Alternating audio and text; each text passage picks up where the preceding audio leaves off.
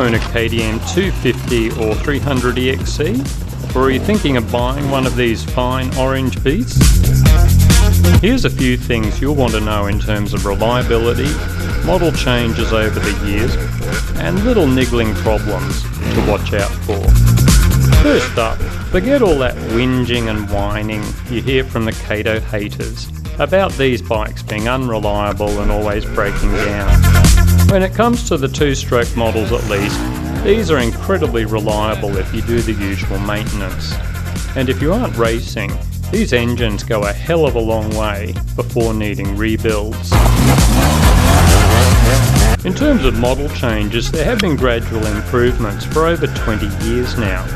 In our opinion, the significant changes were mainly in 2004, 2008 and 2011. Here's a brief list.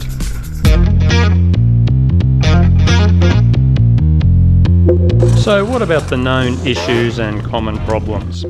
Unlike the four-stroke models, the KTM starter motors are almost a kind of add-on and aren't really built for constant use. If you do always use the button, you'll find you need to do regular lubricating and cleaning of all the parts. And bits like the brushes, armature and bendix will need replacement over time. Either live with this or use the Kickstarter fairly often and, like me, try to park on slopes and clutch start the bike where possible.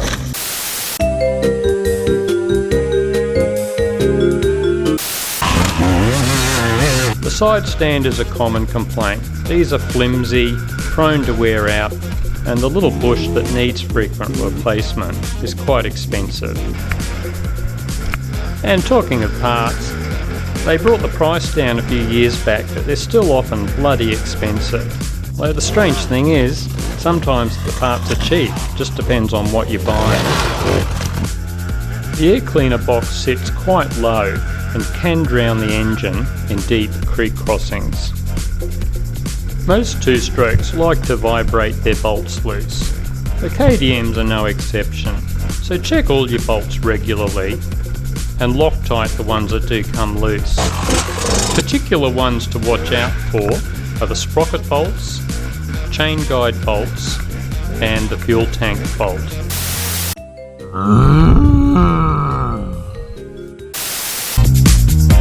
KTM spokes have a tendency to work loose too, so it pays to keep an eye on those.